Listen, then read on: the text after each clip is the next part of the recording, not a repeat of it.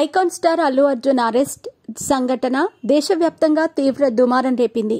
December 4న Pushpa 2 premiere show సందర్భంగా జరిగిన తొక్కిసలాటలో రేవతి అనే మహిళ మరణించిన సంగతి తెలిసిందే.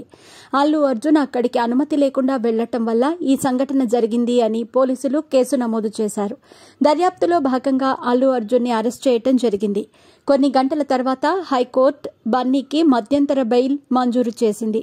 ఈ మొత్తం ఎపిసోడ్లో హైలైట్ అయిన మరో వ్యక్తి కూడా ఉన్నారు. ఆయనే బన్నీ తరపున బెయిల్ కోసం వాదించిన లాయర్ నిరంజన్ రెడ్డి. నిరంజన్ రెడ్డి నిర్మాతగా సినీ ప్రేక్షకులకు సుపరిచితమే. మెగా ఫ్యామిలీతో అత్యంత సన్నిహితంగా ఉండే వ్యక్తి నిరంజన్ రెడ్డి. లాయర్గా ఎంతో పేరు ప్రఖ్యాతలు పొందారు.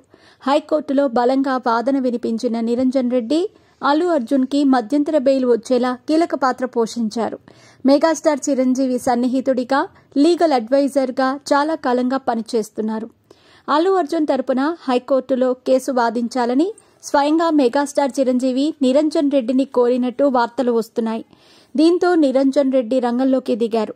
బలమైన పాయింట్స్ ని నిరంజన్ రెడ్డి కోర్టు ముందు ప్రస్తావించారు.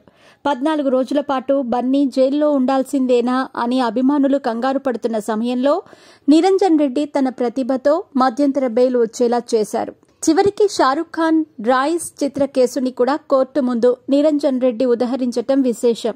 2017లో రాయిస్ ప్రమోషన్స్ లో షారుఖ్ ఖాన్ పాల్గొన్నప్పుడు ఇలాంటి సంఘటనే జరిగిందని నిరంజన్ రెడ్డి కోర్టులో తెలిపారు. ఆ సమయంలో కోర్టు షారుఖ్ ఖాన్ కి అనుకూలంగా తీర్పు ఇచ్చిన విషయాన్ని నిరంజన్ రెడ్డి గుర్తు చేశారు. ఇండియాలో క్రికెట్ మ్యాచ్లు జరుగుతున్నప్పుడు కూడా ఇలాంటి సంఘటనలు జరుగుతున్నాయని నిరంజన్ రెడ్డి కోర్టు ముందు తెలిపారు. ఇలాంటి యాక్సిడెంటల్ సంఘటనలు జరిగినప్పుడు దానిని పూర్తిగా స్టార్లకి ఆపాదించటం సరైనది కాదని నిరంజన్ రెడ్డి అన్నారు. దీంతో నిరంజన్ రెడ్డి వాదనలతో ఏకీభవించిన కోర్టు బన్నీకి మధ్యంతర బెయిల్ మంజూరు చేసింది.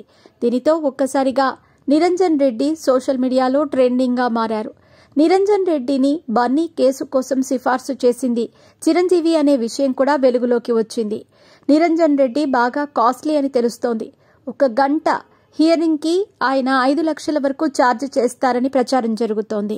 నిరంజన్ రెడ్డి గగనం చిత్రంతో నిర్మాతగా మారారు. ఆ తర్వాత క్షణం, ఘాజీ, వైల్డ్ డాగ్ లాంటి చిత్రాలను నిర్మించారు. మెగాస్టార్ చిరంజీవి ఆచార్య చిత్రాన్ని నిర్మించింది ఆయనే. కానీ ఆచార్య చిత్రం ఆశించిన ఫలితం ఇవ్వలేదు.